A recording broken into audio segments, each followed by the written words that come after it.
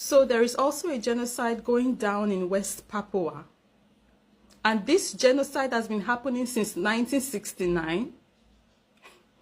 And it is estimated that 500,000 West Papuans have been unalived during this genocide. And of course, the media isn't talking about it.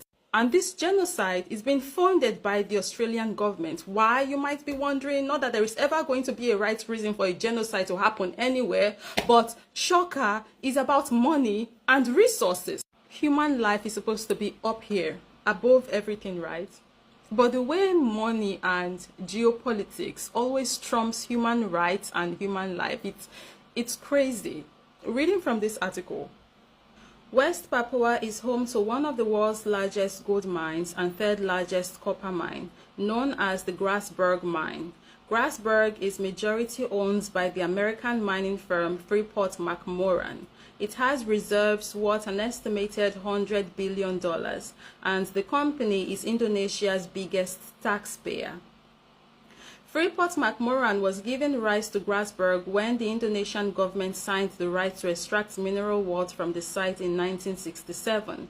In order to preserve this quite literal gold mine, the Indonesian military uses brute force against the local indigenous population. Benny Wenda, a native Papuan who has campaigned his whole life for independence, details the kinds of experiences the local population has endured at the hands of the Indonesian military. In quotes, now every morning on the way to their gardens, Benny and his mother and aunties would be stopped and checked by Indonesian soldiers. Often the soldiers would force the women to wash themselves in the river before brutally rewarding them in front of their children. Many women, including 3 of Benny's aunties, died in the jungle from the trauma and injuries inflicted during these attacks, which often involved genital mutilation. Every day, Papuan women had to report to the military post to provide food from their gardens and to clean and cook for the soldiers.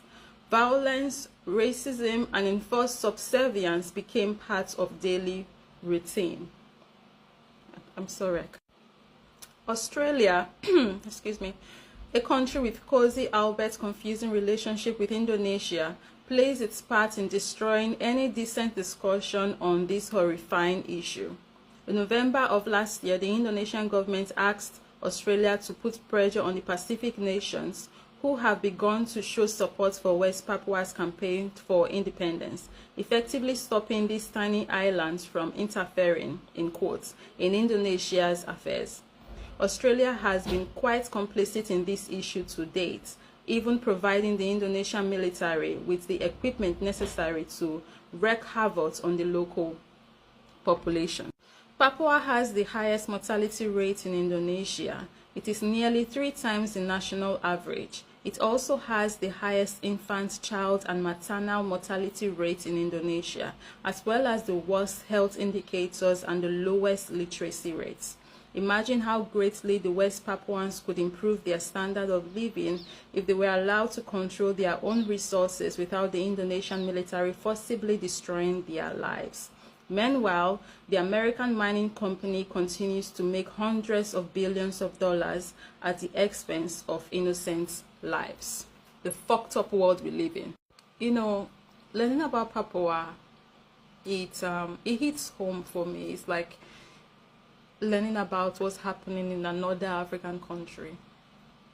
And then I look at these people, they look like family, right? I look at pictures and they look like family, they look like distant cousins. It's just crazy how it really doesn't matter where we are located. On the continent, in the diaspora, in Asia. It's the same story, different location, and genocide is being made into some kind of norm because all around the world is happening. In Palestine, in Congo, now West Papua, I just learned of, Look at what's happening in Sudan. Armenia is there. And it's sickening to know that all of these atrocities have been going on for years. And the world just stood back and watched.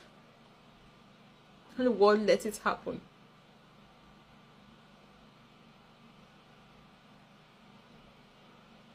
It could be.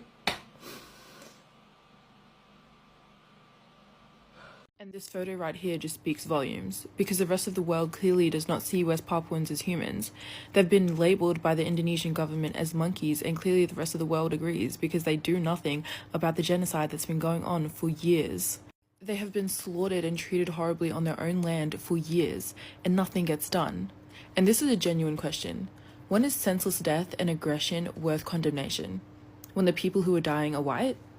And I know this is not my place to speak on it, but what about the treatment of Indigenous people in Australia? When will ScoMo condemn the aggression towards them that his own government is complicit in? Free my people. Free West Papua. Free Congo. Free Haiti. Free Jamaica. Free my people. Free my continent. Free the world from the West, man. Anna, it's time we talk about West Papua. If you have ever considered yourself an ally and you're against anti-blackness globally, or you're Pacific Islander like myself, it is time we amplify our Melanesian cousins. So firstly, where is West Papua? What is West Papua? Here you have Australia, above them you have Indonesia, and then over here you have Papua New Guinea. So the landmass here itself is one, but it's split in half. To the right you have Papua New Guinea, which is an independent country, and to the left you have West Papua, which is currently under military occupation by Indonesia. So West Papua was originally populated by Melanesian people, Melanin being black, Nesian being people of the Pacific Ocean, black people of the Pacific Ocean, who were formerly colonized by the Dutch in 1898, along with the other islands that make up Indonesia. In 1949, when the Republic of Indonesia became independent, West Papua did not join the country.